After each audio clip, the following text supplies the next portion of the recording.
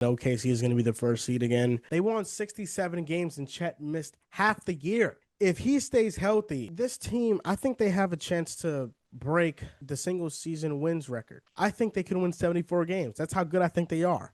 Joel, there's something to be said. After you win the championship, you don't value the regular season as much. And it's not just me sitting here saying that or watching that. It's fact. You look at the Boston Celtics, they fell asleep for 3 weeks last regular season. Shea has won MVP. Jalen Williams has had a 40-point finals game. They know that what actually matters is the postseason. And I'm not arguing that they're not going to be the number one seed. I agree with you on that. But as far as winning 74 games, I don't think that's going to happen, especially in how deep this conference is this year. If OKC truly has the goal in mind of breaking this record, I think they could do it. Do you think coming out of Game 7 of the NBA Finals, a chance to win their first title at home and following a parade that followed that, they're going to give a shit about October and November basketball? I think they're so young that they probably will. I think that they're not old enough to where they're trying to properly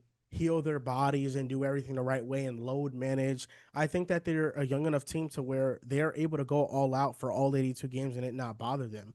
And I think the finals point holds some validity. Like, they're coming off a long season and now they have a shorter off season. And what can that lead to? That could lead to injuries. But we already saw this OKC team deal with an injury to their third best player and Isaiah Hartenstein early in the year, and they were still able to win 67 games. So I think that even with all the worst case scenario things, they will be a 65-win team, and I think that's like the bare minimum. I think that they will win that many games. I think the reason, by the way, I'm not arguing that they can't win 67 games. I think that's 100% a possibility. But when you're talking about 74, that is a stark difference between those two numbers. And no Golden doubt. State, the league they were in, was not nearly as deep as this league now. It is not a indictment against Shea, Jalen Williams, Chet, if he's healthy. It's the combining factors that being in Game 7 of the NBA Finals, now coming into the season in October and November, I don't know what their focus is going to be. I assume it's going to be there, but we assume that with Golden State and all those guys. And it takes these teams who have done it a little bit longer to start buying in again. And whenever you combine that with the fact that this league is a lot deeper, that's why 74 games to me is not going to happen. The biggest question mark with OKC is just the health thing. But I think Chet, I'm hoping he's going to be healthier. And even with everything that you're saying, I think that OKC has the best chance of anybody in recent memory to break this record. I really do. And even with talking about the not taking a regular season seriously, all this other stuff, there is not a team that is on OKC's level. I know that Denver is the biggest threat to OKC. They're on their level. They're not on their level. They are on their level this year. They are. You think so? Okay. They were on their level last year. What are we talking about? There was a Game 7. Two guys were injured. They were on the same level last year, and they got better. They got better. In Game 7, it did not look like they were on the same level. They had two guys with damn near disabling injuries out there on the floor. And their first two guys off the bench were Westbrook and Peyton Watson. What are we talking about? They were in a Game 7. They were in a Game 7. They were on the same level, and they got better. Now you're going from Russ to Tim Hardaway Jr. I'm so scared. I'm shocked. Oh, no way. No. THJ, no, I can't. It's not that. It's Jonas Valanciunas. They've never had a viable backup center. They've always been a huge minus when Jokic is off the floor. Now they may break even. What is OKC going to do to Jonas Valanciunas? We're talking about 6 through 8. I'm not talking about Valanciunas compared to Chet, him compared to Jalen. I'm saying, you're saying, they're on the same level, bro. They are on the same level. We saw that last year. A 7-game series proves that. You go out and make much-needed improvements to the roster, and you're just all of a sudden dropping off.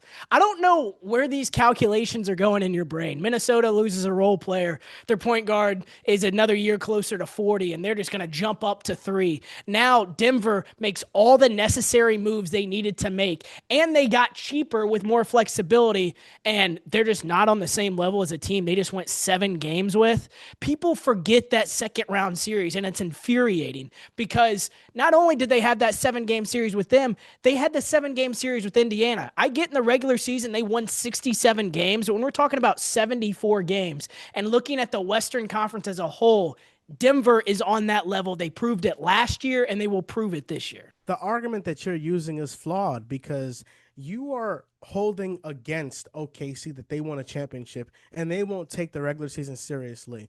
What is Denver? Well, Denver is the definition of a team that is going to cruise their way into the playoffs like they did this past season. They were one of the worst defenses in the regular season. They looked terrible. They fired their coach. Yes, they looked so terrible. They had to fire their coach and bring in a new voice in David Adelman. He had to step up and take the reins of that team, and then they improved in the playoffs. But overall, Denver is the definition of a team that isn't going to go all out in the regular season. Yet you were contemplating putting them as the number 1 seed. Jonas Valanciunas is a cone. He can't play more than 18 minutes per That's game. all he needs to play. They have Nikola Jokic. He's not good defensively.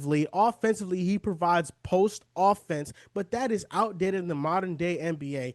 Bruce Brown hasn't been good since he's been in Denver. Every stop he's been at, he hasn't had that 3-point shot. Where? Since he's been in Denver. Okay. It's been a couple of years since Bruce Brown has been. Russell Westbrook, I think, is better than Bruce Brown. Russell Westbrook last year is better than Bruce Brown. Yes, he is. And then Tim Hardaway Jr. Just talk to every single Dallas Mavericks fan that had to sit through some Tim Hardaway Jr. minutes in the playoffs. He's inconsistent. Can I talk to Detroit fans too? You could talk to them. He was hot and cold in the playoffs. He didn't play one of the playoffs. And then we're talking about Cam Johnson, and I love Cam Johnson. I feel like when you go from MPJ to Cam Johnson, the biggest return value in that is the contract, the pay decrease you're going from MPJ to Cam Johnson. But is Cam Johnson a way better player than MPJ? No, he's not. MPJ shoots the ball better. He rebounds the ball better. I think when he's locked in his size, he's able to defend better. And Cam Johnson has injury concerns. He is not the most durable player. So people are looking at the Nuggets with this half glass full. Everything's going to go right. And maybe it does. But there is some real uncertainty with them as well. And I'm not willing to say, yeah, Jonas Valanciunas. That's why. No way. They're on the same level, and you yourself are making the points for that. I'm not arguing who is going to win a title, who's going to win the playoff series. My only point is that they were on the same level last year. They'll be on the same level this year. And who knows how close that race is. I hear you. It also boils down to I'm taking Nikola Jokic over Shai Gilgeous-Alexander 10 times out of 10. So that's what it comes down to. It's not about any of the things you mentioned. Yes, it is. Yes, it is. It is about the 7-game series. SGA. It is about the role players. It is about getting better. OKC did not steamroll everyone in the playoffs. This isn't the 2016 Warriors who were 16-1 in the postseason. This team lost close to 10 playoff games. And now they're ready. They're more prepared. Now, that experience was needed because we have to remember, this was a team that never has done that ever. They're the youngest team that nobody's ever win. On their level? Are you now that they have that experience, it is fair to assume they have that playoff experience. They know what it takes. Let's not discount the fact that OKC was down 2-1 in that series versus Denver, and SGA was smiling because he knew Denver wasn't on his level. He knew that once he takes over, you're down 2-0 in a series Denver. And they're not on the same level? And what? He was smiling because he knew that he was going to come back and win the series. And what happened in Game 7? They were not on the same level. Everybody was injured. Everybody. It might have well have been a sweep because that Game 7 loss was so embarrassing that it might have well has been a sweep, that series. They were not only down 2-0, they were down 3-2, and then Aaron Gordon happened. You best believe the next time that OKC plays Denver in the playoffs, if they do, it's going to be a quick series. Wrap it up quickly. It's going to be quick. It's going to be quick. We'll wrap up. They're not the same young pups. They've evolved. They're big dogs now. They're not pups.